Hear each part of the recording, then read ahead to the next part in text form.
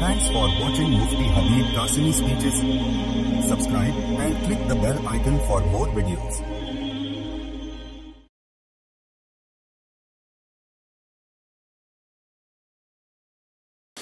الحمد لوليه والصلاة لوليه فقد قال الله تبارك وتعالى ولا تصعر خدك للناس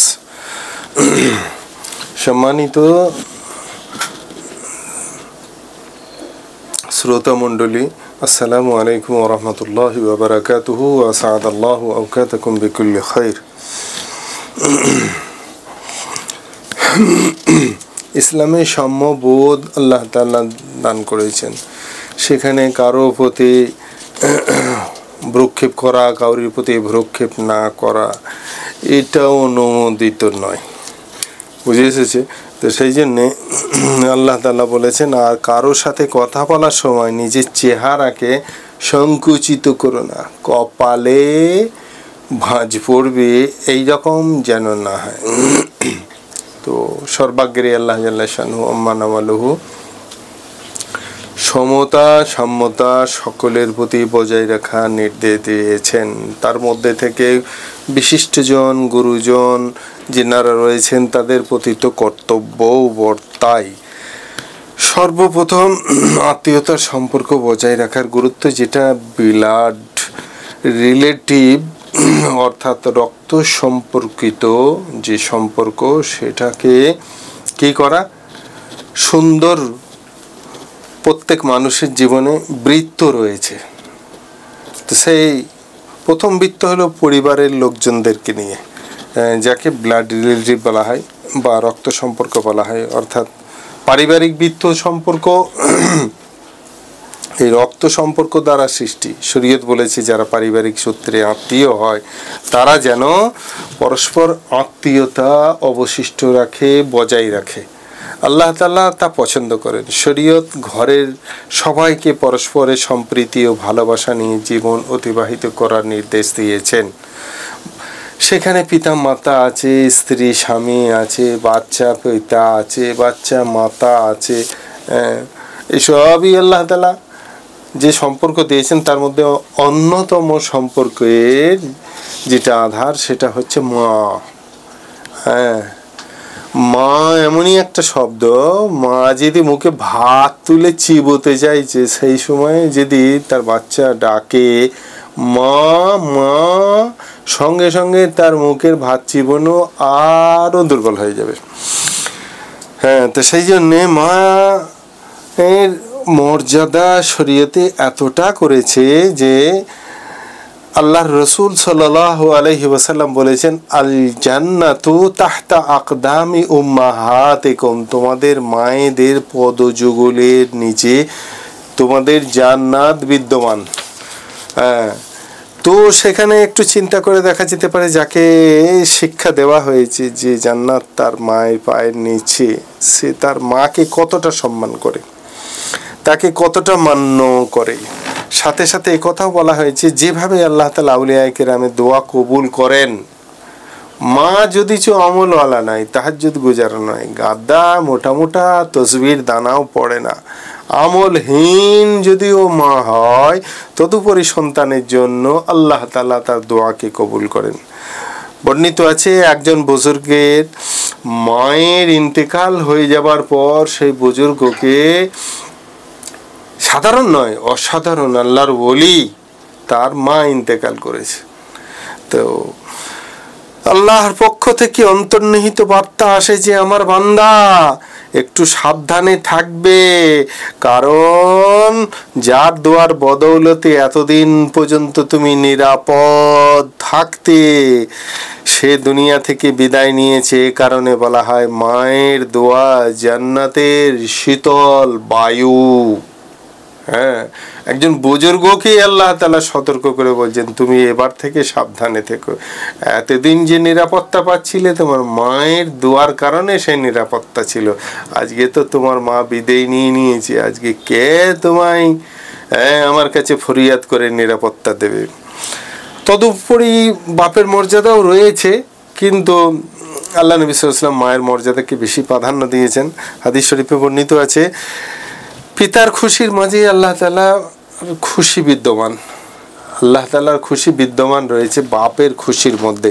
যে ব্যক্তি নিজের পিতার সন্তুষ্টি অর্জন করতে পেরেছে সে যেন আল্লাহ তাআলা জাল্লা শানহু আম্মা নাওয়ালুকেও সন্তুষ্ট করেছে। তো এখানে বুঝে আসে আল্লাহ নবীকে জিজ্ঞেস করা হলে বারবার মায়ের প্রাধান্যতা দিয়েছেন, কিন্তু সেই মা কখনো তো স্ত্রী ছিল, আজকে সে মা হয়েছে, কিন্তু ইতিপূর্বে তার পরিচয় কি ছিল? স্ত্রীর পরিচয় ছিল। স্বামীর অধিকার সম্পর্কে আল্লাহ নবী সাল্লাল্লাহু আলাইহি সাল্লাম বলেছেন যে আমি যদি কাউকে সিজদা করার নির্দেশ দিতাম তাহলে স্বামীদেরকে সিজদা করার জন্য বলতাম, তারা যেন নিজের স্বামীদেরকে সিজদা করে। একবার ঘটনা হয়েছে কি, আল্লাহ নবী সাল্লাল্লাহু আলাইহি সাল্লাম কোনো একটা বাগানে অবস্থান করেছিলেন, সেখানে একটা উট এসে আল্লাহ নবী সাল্লাল্লাহু আলাইহি সাল্লামকে সিজদারত হয়ে পড়ে। নবীজি সাল্লাল্লাহু আলাইহি ওয়াসাল্লামকে এবার সাহাবারা ধরেছেন, হুজুর একটা চতুষ্পদ জন্তু সে আপনাকে সিজদা করে, আপনি আমাদেরকে অনুমতি দান করুন যেন আমরাও আপনাকে সিজদা করি। আল্লাহ নবী সাল্লাল্লাহু আলাইহি সাল্লাম বলেন যে আল্লাহ ছাড়া কাউকেই সিজদা করা আল্লাহ অনুমোদন করেননি, তবে যদি অনুমোদন করতেন তাহলে মেয়েদেরকে অর্থাৎ স্ত্রীদেরকে অনুমতি দেওয়া হতো যে তারা যেন নিজের স্বামীদেরকে সিজদা করে। যেহেতু অনুমোদিত নয় সেই জন্য কাউকেই সিজদা করা চলবে না, আল্লাহ ভিন্ন অন্য কাউকে। এই সম্মানিত এই মাথাকে আল্লাহ তাআলার পদযুগল ছাড়া কাউরির সামনে সেটা কি করা যাবে না, মাটিতে লুটিয়ে দেওয়া যাবে না। এ আল্লাহ তাআলা সম্মানিত করে সব থেকে উঁচুতে অবস্থান রেখেছেন। গোটা শরীরের মধ্যে থেকে মাথার অবস্থান হচ্ছে সর্বোচ্চ জায়গায়, আর সেইটাকেই আল্লাহর পদযুগলে কি করে দেয়া, বিলীন করে দেওয়া, লুটিয়ে দেওয়া মাটিতে, এটাই আল্লাহ তাআলার কাছে সব থেকে বেশি পছন্দনীয়। বান্দা যখন সিজদারত অবস্থায় থাকে সেই হালত এবং কৈফিয়তকে আল্লাহ তাআলার খুব বেশি ভালো লাগে। তো সর্বাগ্রে এই হাদিসে স্বামীর উচ্চ মর্যাদার বিষয়েতে বলা হয়েছে। এরপর স্ত্রী সম্পর্কে বলা হয়েছে যে নিজের স্ত্রী ও সন্তানাদের নিকট উত্তম সেই যে তোমাদের মাঝে উত্তম, বুঝেছে, যে তোমাদের মাঝে উত্তম সেই হচ্ছে নিজের স্ত্রী ও সন্তানের নিকট উত্তম। হ্যাঁ, সুতরাং মানুষের ভালো মন্দ তার ব্যবসা বাণিজ্য বন্ধু বান্ধব ও বাইরের কাজকর্ম দ্বারা বোঝা যায় না, বরং তার জন্য সেই মানদণ্ড নির্ণয় করা হয়েছে। তা হলো যদি তুমি কোনো ব্যক্তি সম্পর্কে ধারণা দিতে চাও বা নিতে চাও তাহলে সে কেমন বা কোন ধরনের মানুষ, তাহলে দেখবে যে পরিবারের সাথে তার ব্যবহার সম্পর্ক আচার আচরণ কেমন। যদি সে স্নেহ ভালোবাসা দিয়ে সবার সঙ্গে মিলেমিশে থাকে বাড়ির মধ্যে তাহলে বুঝবে যে সে একজন ভালো মানুষ, অন্যথায় জানবে তার মধ্যে শিক্ষাই থাক, অর্থই থাক, বৃত্তশীলতাই থাক, পদমর্যাদাই থাক, সে একদম ভুলণ্ঠিত মানুষ, বুঝেছে, সে খুব বাজে মানুষ। একটা হাদিসে পাকের মধ্যে এসেছে যখন স্বামী তার স্ত্রীকে দেখে মুচকি হাসে আর পরিপ্রেক্ষিতে স্ত্রীও মুচকি দেয় তখন আল্লাহ তাআলাও মুচকি হেসে দেন। কত সুন্দর হাদিস। একটা মানুষকে মানুষের সঙ্গে জুড়ার জন্যে নবীজি সাল্লাল্লাহু আলাইহি সাল্লামের যে সমস্ত হাদিসগুলো সাম্যতা, সমতা, সাম্য, এই সমস্ত ভাবাবেগগুলো নবীজি পৃথিবীতে না এলে মানুষ এসব চিনত কি করে, জানতো কি করে, সেই অন্ধকারাচ্ছন্নই তো বিরাজমান থাকতো। নবীজি বলেন যখন স্বামী তার স্ত্রীকে দেখে মুচকি হাসে আর স্ত্রীও মুচকি হেসে দেয় তো সঙ্গে সঙ্গে আল্লাহ তাআলাও মুচকি হেসে দেন। কত বড় মর্যাদার ব্যাপার। স্বামী স্ত্রীর মাঝখানে সুসম্পর্ক বিরাজমান হোক, এটা আল্লাহ তাআলা চান। সেই জন্য নবীজি মানুষকে সেই দিকে কি করার জন্যে, উৎসাহিত করার জন্যে, মোটিভেট করার জন্য বলছেন তোমাদের দেখে আল্লাহ মুচকি হাসে গো, তোমরা হেসো। আর যাদের মুখ বাংলা পাঁচ হয়ে থাকে জানতে হবে আল্লাহ তাআলাও কি করবেন তাকে ভাবতে হবে। বরং শরীয়ত এমনও ঘোষণা দিয়েছে যে তারা যত বেশি মহাব্বতের সাথে জীবনযাপন করবে তত বেশি সওয়াব ও সম্মান লাভে তারা অধিকারী হবে। সন্তানের অধিকার এই মর্মে তাবরানি শরীফের মধ্যে একটা হাদিস এসেছে যে রিহুল ওয়ালাদে মিন রিহিল জান্নাহ, বাচ্চার গায়ের সেন্ট এটা হচ্ছে জান্নাতের একটা সেন্ট। বুঝে এসেছে? যেমন একটা বাচ্চা সে তার মায়ের গায়ের গন্ধ দেখে অনুভূতিশীল হয়ে যায়, মায়ের গায়ের পাশে তাকে ফেলে রেখে দেওয়া হোক, সারা রাত ঘুমোবে। আর সেই বাচ্চাটাকে পেট ভরে খাইয়ে দিয়ে তার অন্য কারো সম্পর্কের মানুষের সঙ্গে যদি শুইয়ে দেওয়া হয় ভালো পরিবেশে, ঠান্ডা পরিবেশে, হাওয়াযুক্ত জায়গায়, তবুও তার ঘুম ভেঙে যাবে, সে উসখুস করবে। বুঝেছে? যে তো এটা গায়ের গন্ধ, এটার দ্বারা বাচ্চা সে অনুভূত হয় যে এটা আমার মায়ের গায়ের গন্ধ।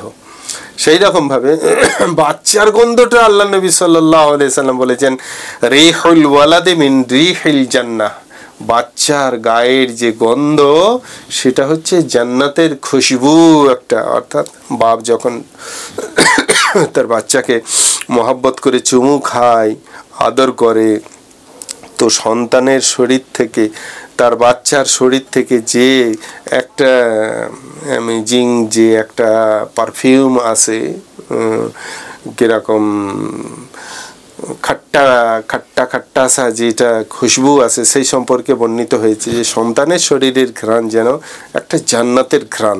যদি বিষয়টি ভালো করে বুঝে এসে যেত তবে মানুষ সন্তানের প্রতি কতই না ভালোবাসা প্রকাশ করত। সর্বাগ্রে কন্যা সন্তানের ব্যাপারে আল্লাহ নবী সাল্লাল্লাহু আলাইহি ওয়াসাল্লামের ইরশাদ রয়েছে যে মান কানা লাহু উনসা ফালাম ইয়াইজহা ওয়ালাম ইউসিরা ওয়ালাদাহু আলাইহা আদখালাহুল জান্নাহ। ছেলেও আছে, মেয়েও আছে। মেয়েটার উপরে যদি ছেলেটাকে প্রাধান্য বেশি না দেয়, ছেলে হলে বেশি আদর করে, একদম না। মেয়ে কন্যা হচ্ছে আদরের জিনিস।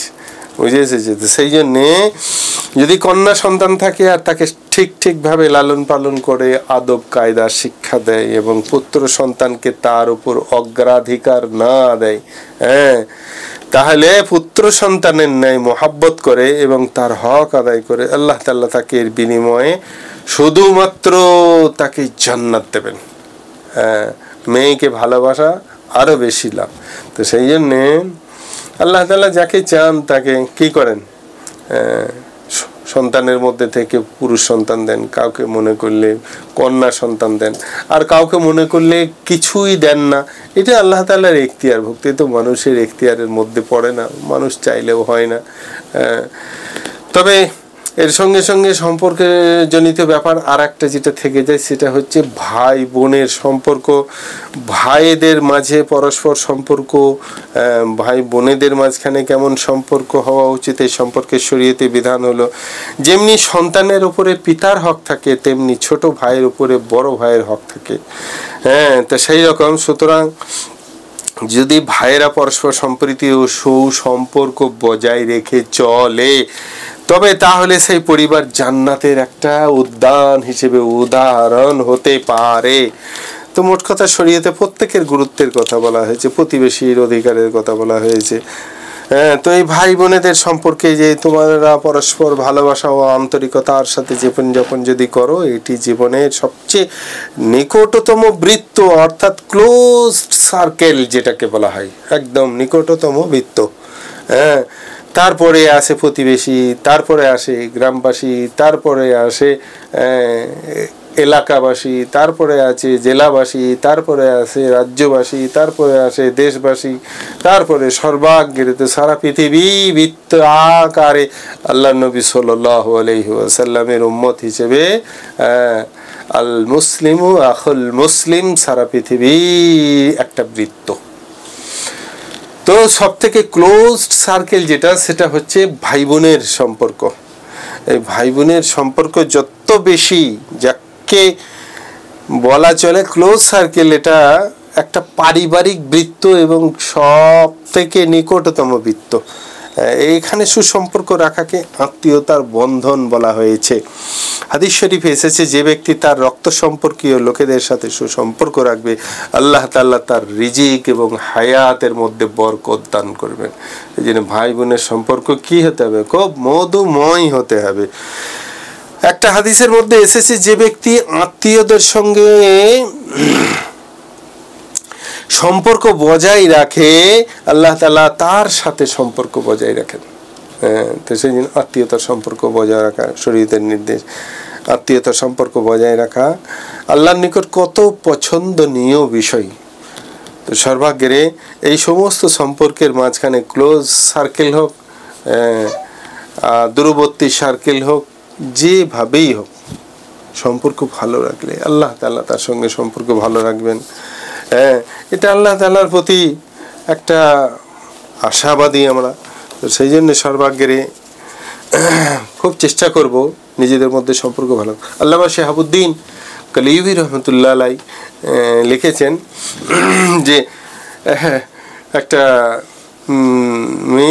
বৃদ্ধ মেয়ে ছেলে সে মানত করছে যে, হে আল্লাহ, যদি আমার ছেলে সুস্থ হয়ে যায় তাহলে আমি দুনিয়া ছেড়ে 10 দিনের জন্য চলে যাব। মানুষ করে আল্লাহর ইচ্ছায় সে বাচ্চাটা মানে তার ছেলেটা সুস্থ হয়ে গেছে। এখন একদিন স্বপ্নযোগে তাকে দেখানো হচ্ছে, ও বুড়িমা, তুমি তোমার মানত পুরো করো, আল্লাহ তাআলা তো তোমার সঙ্গে তাহলে হয়তো ভালো ব্যবহার করবেন। তো তিনি তখন ঘুম থেকে উঠে ছেলেকে বলছে, এই গিয়ে একটা কবরস্থানে একটা কবর তৈরি কর, দিয়ে আমাকে ওখানে কবর দিয়ে আসবে। বলে, কেন মা? বললে, তুই যখন অসুস্থ ছিলি তখন আমি মানত করেছিলাম আমি দুনিয়া ছেড়ে 10 দিনের জন্য চলে যাব। তো তার মায়ের মানত রক্ষার্থে সে এখন তার মাকে কবর দিয়ে চলে এসছে। দেশের লোক বলছে, তাই কিরম তাকে চেনতো মানুষটাকে কবর দিয়ে চলে এসে। এদিকে এসে বুড়িমার মাথার দিক থেকে একটা জানলা খুলে গেল। জানলা খুলে গিয়ে তখন দেখছে ভেতরে একটা বিশাল উদ্যান। সেই উদ্যানের মাঝখানে দুটো মেয়ে ছেলে বসে আছে, তাকে ডাকছে, এসে এসো। তো বুড়িমাটা গিয়ে বলছে, আসসালামু আলাইকুম। সে কবর থেকে উঠে সে তখন বাগানে চলে গেছে, কবরের ভেতর দিয়েই রাস্তা হয়ে গেছে। দিয়ে তখন সেখানে যাওয়ার পরে সে সালাম দিলে তারা কিছু উত্তর দেয় না। তখন বুড়িটা বলছে, কি ব্যাপার, তোমাদের সালাম দিলাম? বলছে, এখানে সালাম টালাম চলে না, দুনিয়াতে চলে ওসব। এখানে সালাম টালাম, এখানে ইবাদত ইত্যাদি চলে না। তো সর্বাগ্রে তারপরে দেখছি যে একটা মেয়ে ছেলের মাথায় পাখিতে হাওয়া করছে, আর একটা মেয়ে ছেলের মাথায় শকুনে ঠোকরাচ্ছে। বলছি, এর বৃত্তান্ত কি? বলছি, আমি খুব নেককার মেয়ে ছেলে ছিলাম, কিন্তু ঘটনাচক্রে তারপরেও আমার সঙ্গে স্বামীর ভালো সম্পর্ক ছিল না বলে আমি যখন দুনিয়া ছেড়ে চলে আসি, আমি মারা যাই, তো তখনও পর্যন্ত আমার স্বামী আমার ওপর খুব ভালো সম্পর্কজনিত ছিলেন না। তো সেই জন্যে আল্লাহ তাআলা আমার নেক আমল, তাহাজ্জুদ এবং মোটা মোটা তসবিহ দানার জন্যে তো আল্লাহ তাআলা আমায় জান্নাত দিয়েছেন।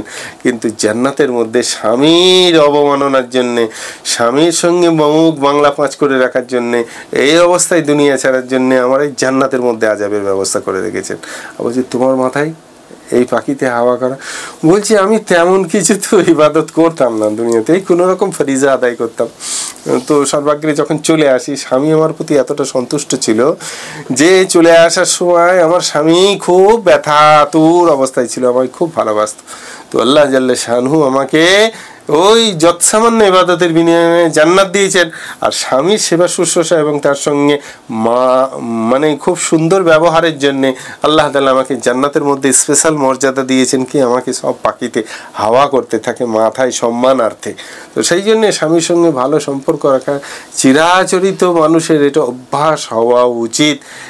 এই অভ্যাসের মধ্যে কোনো রকম শিথিলতা যোগ্য নয়।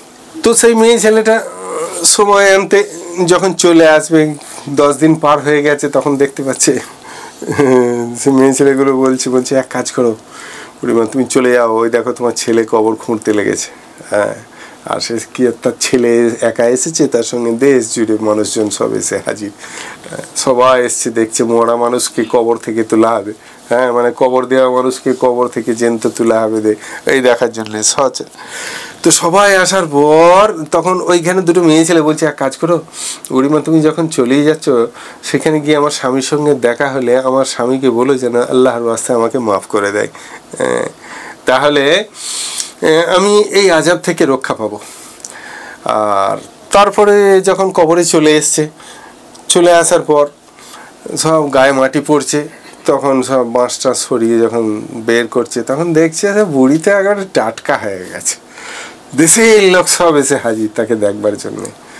দিয়ে বলছে, আগো তোমাদের মধ্যে থেকে অমুক গাঁয়ের অমুক আছো?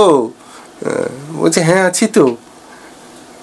বলছে, তা তোমার স্ত্রী মারা গেছে না? বলছে, হ্যাঁ। তা তুমি কি করে জানলে?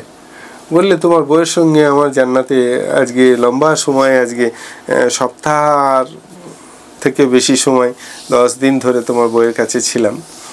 সে খুব জান্নাতে আয়েশ আরামের সঙ্গে আছে, তুমি বেশি মনোকষ্ট পেও না, তুমি তোমার বউকে খুব ভালোবাসতে নাই তো? বলছে, হ্যাঁ। বলছে, সেই জন্যে আল্লাহ তাআলা তোমার বউয়ের মাথায় সারা জান্নাতে পাখিরা হাওয়া করতে থাকে সম্মানার্থে। হ্যাঁ। বলছে, তাই নাকি? খুব আনন্দিত খুশি হলো। তারপরে বলছে, অমুক জ্ঞান অমুক আছো গো? বলছে, হ্যাঁ আছি তো। দিয়ে বলছে, তোমার স্ত্রী মারা গেছে না? বলছে, হ্যাঁ মারা গেছেন তো। তো বললে, তো আপনার কি করে অবগতি? বললে, আরে তোমার বউয়ের কাছে ছিলাম তো, তোমার বউ আর ওর বউ দুজনে ছিল আমার কাছে। হ্যাঁ, 10 দিন ধরে আমার কাছে ছিল, একসঙ্গে কত গল্প গুজব আড্ডা ইত্যাদি হয়েছে। বললে, তো আমার বউ কেমন আছে? বললে, তোমার বউ খুব খারাপ হালতে আছে, জান্নাতের মধ্যে হয়তো আছে কিন্তু আযাবের মধ্যে লিপ্ত আছে। বললে, কেন? বললে, তুমি নাকি তার উপরে সন্তুষ্ট ছিলে না, তুমি নাকি মুখ পাঁচ করে থাকতে বাংলার। হ্যাঁ, সব সময় তোমার মুখে কোনো সময় হাসি ছিল না, আনন্দ ছিল না, স্বামী উপস্থিত হলে তার সঙ্গে বিনোদন ছিল না। বলছে, হ্যাঁ, এটা তো অস্বীকার করার নেই। বলছে, এখন যদি তুমি চাও যে তোমার স্ত্রী জান্নাতের মধ্যে আযাব থেকে মুক্তি পেয়ে যাক, তাহলে তুমি তোমার স্ত্রীকে আল্লাহর ওয়াস্তে মাফ করে দাও। সে যা ভুল করেছে, তুমি আল্লাহর ওয়াস্তে যদি মাফ করে দাও তো সে জান্নাতের মধ্যে আযাব থেকে বেঁচে যাবে। বলে, আমি সকলের উপস্থিতিতে বলছি, আমি আল্লাহর ওয়াস্তে তাকে মাফ করে দিলাম, যেন আল্লাহ তাকে মাফ করে দেয়। তো সর্বাগ্রে স্বপ্নযোগে আবার বুড়িমা সেই 2 মেয়ে ছেলের সঙ্গে দেখা করে। বলছেন, হ্যাঁ। বলছি, তো তোমার মাথায় যে আযাব ছিল সেটা কি হলো? বিদূরিত হয়ে গেছে মনে হচ্ছে? বলছে, হ্যাঁ, তুমি যে আমার স্বামীর কাছ থেকে ক্ষমা চাইয়ে নিয়েছো, সেই জন্য আল্লাহ তাআলা আমার মাথার ওপর থেকে সেই আযাবকে রহিত করে দিয়েছেন। তো সেই জন্যে স্বামী তো স্বামীই হয়। স্বামী তো অন্যান্য ধর্মে তো বলে থাকে তো ঈশ্বর হয়, ভগবান হয়। তো শরীয়তে মুহাম্মদের মধ্যে তো সেই জায়গাটা বলা হয়নি। স্বামী সমাদরের জিনিস, ইজ্জতের জিনিস, সম্মানের জিনিস, খেদমতের জিনিস, সেই দিকে খেয়াল রাখা, স্বামীর মনোতৃপ্তির দিকে খেয়াল রাখা। আর তার সঙ্গে সঙ্গে পুরুষরা তো সচরাচর কি হয়ে থাকে, পাক সাপ ইত্যাদি থাকে। তো সেই জন্য পুরুষরা ততটা বেশি আযাবেও গ্রেফতার হয় না, আর তাদের জন্য অতটা বেশি বিপজ্জনকও হয় না। কিন্তু মেয়ে ছেলেরা জাহান্নামের মধ্যেও বেশি থাকে আর আযাবের মধ্যেও বেশি থাকে। 1 নম্বর কারণ হচ্ছে সেটা মানে লিকুফরান নি'মাতিহা, স্বামীর নেমক হারামি করার জন্যে তাদেরকে মেয়ে ছেলেদের জাহান্নামে বেশি করে আল্লাহ উপনীত করে, আল্লাহ হেফাজত করুক। আর দ্বিতীয় কথা হচ্ছে, মেয়ে ছেলেদের আল্লাহ তাআলা যে সৃষ্টিগত একটা স্ট্রাকচার দিয়েছেন, বডি দিয়েছেন, তার মধ্যে ফুল টাইম পাক থাকা সম্ভব নয়। এমনি তবে তাকাদা শরীরই থাকা যায়। যেমন পুরুষরা প্রস্রাব, পায়খানা ইত্যাদিতে গেলে শরীর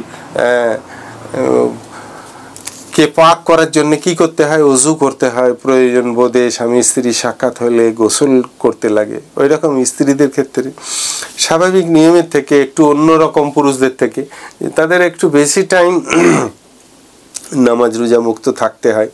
কারণ আমরা জানি তাদের দৈহিক সুরক্ষার তাগিদে আল্লাহ তাআলা তাদের বডিকে সবসময় ফিট রাখার জন্য, তাদের বডিতে নিত্য নতুন রক্ত সঞ্চালনের জন্য আল্লাহ জাল্লা শানহু হায়েজের ব্যবস্থা করেছেন, যাতে শরীরের দূষিত রক্তগুলো বার হয়ে যায়। বা তথাকথিত পেটে বাচ্চা এলে সেই বাচ্চাটার জন্যে 4 মাস ধরে যতক্ষণ না সেই বাচ্চাটার জানে, শরীরের মধ্যে জান আল্লাহ তাআলা দান করছেন, ততক্ষণ পর্যন্ত তার যে ব্লাডারটা বাচ্চা যেখানে থাকে সেই ব্লাডারের মধ্যে, শিরা উপশিরার মধ্যে এই 4 মাসের রক্তটা আল্লাহ তাআলা সঞ্চয়ের ব্যবস্থা করে রাখেন। বাচ্চাটা প্রতি মাসের ব্লাডটা যেমন নিজের শরীর গঠনে ব্যবহার হয়, তার অতিরিক্ত যদি বাচ্চা সুঠাম হয়, বেশি ওজনের হয়, তাহলে বেশি রক্ত লাগবে। তো সেই জন্য অতিরিক্ত 4 মাসের রক্ত তার যে ব্লাডারটা থাকে তার বডি কভারেজ করা, হ্যাঁ, সেই পানির ওপরের যে ব্লাডারটা, সেই ব্লাডারের শিরা উপশিরার মধ্যে এই রক্তগুলো আল্লাহ তাআলা সুরক্ষিত করে রেখে দেন। সেইগুলো খেয়ে বাচ্চারা কি হয়, ভালো পরিস্ফুটিত হয়ে সুন্দর আকৃতি নিয়ে আল্লাহর হুকুমে আবার তারা দুনিয়াতে আসে। তো সেই জন্য মেয়েদের অনেক সময় পাক মানে নাপাকি যুক্ত থাকতে হয়, তো সেদিকেও খেয়াল রাখা। কারণ নাপাকি হালতে থাকলে শয়তানের ওয়াসওয়াসা হয়, শয়তান তাদেরকে পেয়ে বসে বেশি। যেমন বাচ্চা বা মেয়ে ছেলেদেরকে সন্ধ্যাকালীন সময়ে কোনো ফাঁকা জায়গাতে বা নিরালা জায়গাতে বাচ্চাদের বা মেয়ে ছেলেদেরকে ঘোরাঘুরি করা ঠিক নয়। এই সময় শয়তানের বিচরণ খুব বেশি বেড়ে যায়, শয়তানি প্রকোপ তাদের ওপর আসর হয়। এই সময় থেকে গুরেজ করা। তো মেয়ে ছেলেরা বেশি স্বভাবগত ওই নামাজের ত্রুটি একটা জিনিস, যে নামাজি আল্লাহ তাআলা যেহেতু মাফ করে দিয়েছেন, ওই হায়েজ অবস্থায় নামাজগুলো মাফ থাকে, এরকম নামাজ ছেড়ে ছেড়ে তাদের একটা স্বভাবে পরিণত হয়ে যায়। তখন স্বাভাবিকভাবে আবার নামাজে এসে দাঁড়াতে আবার তাদের মধ্যে দুর্বলতা দেখা দেয়।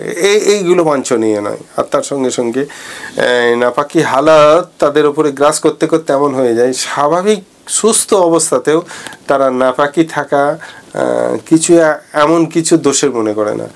অথচ যতটুকু যে কারণের জন্য তাদের শরীর নাপাক হয়, সেইটুকু সময়ের জন্য তাদের জন্য জাওয়াজের দরজা রাখা হয়, যে ঠিক আছে বাবা, এই সময়টুকু তাদের একান্তকরণের সময়, সেই জন্যে সেই সময়টুকু সে নাপাক অবস্থায় থাকলেও থাকতে পারে।